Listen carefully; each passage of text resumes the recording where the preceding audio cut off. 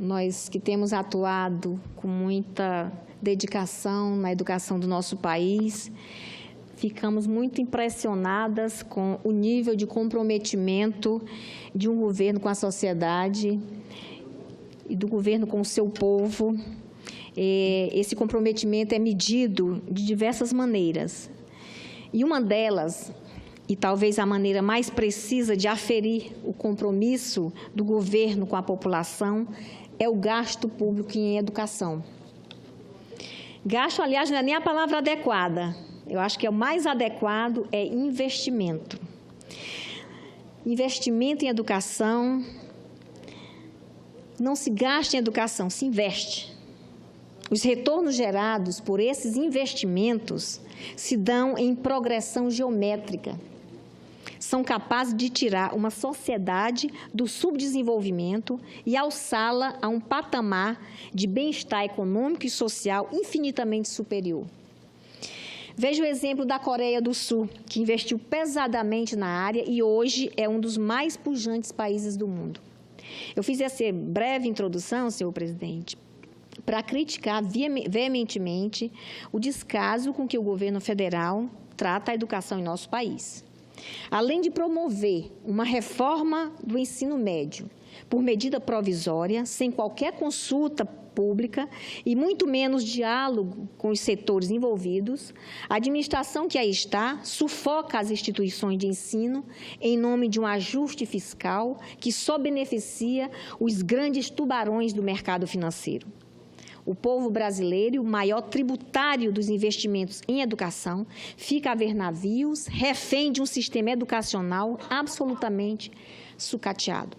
O corte de recursos atinge diretamente as universidades federais e os institutos federais de ensino superior.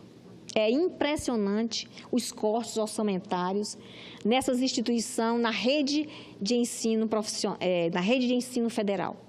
Em Roraima, meu estado, a Universidade Federal de Roraima teve 40% das verbas orçamentárias para 2017 contingenciadas.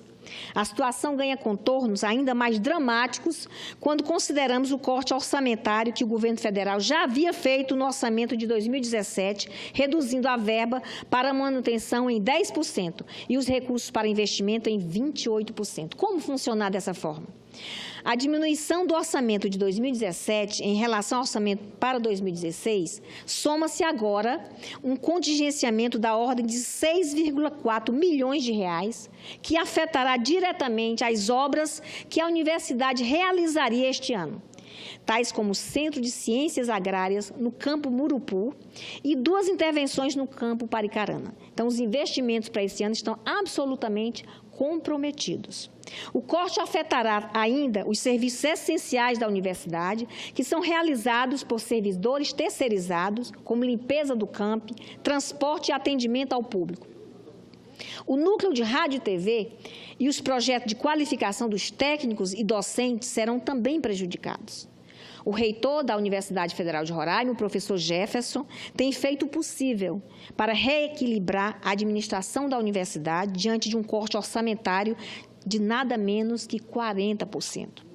As dificuldades, no entanto, são enormes, tendo em vista que a grande deficiência de técnicos administrativos obrigou a instituição a terceirizar muitas de suas atividades. A diminuição drástica dos recursos destinados ao pagamento dos servidores terceirizados atinge em cheio a continuação dos serviços prestados à comunidade acadêmica e pode acabar por inviabilizar a administração da universidade. Diante de uma situação tão dramática, gostaria de me posicionar ao lado da UFRR, do professor Jefferson e de toda a comunidade acadêmica da instituição, composta por professores, alunos e servidores. Quero que contem comigo para cobrar veementemente do governo federal, do Ministério da Educação, do Planejamento, da Fazenda, uma solução imediata para o drástico contingenciamento de recursos impostos às universidades federais do nosso país, especialmente à nossa Universidade Federal de Roraima. É inadmissível que o governo que aí está trate a educação com tanto descaso, como se os investimentos em educação fossem simples gastos passíveis de contingenciamento. Precisamos mudar essa mentalidade. É hora, portanto, de cobrar do governo federal a execução da totalidade do orçamento das instituições federais de educação.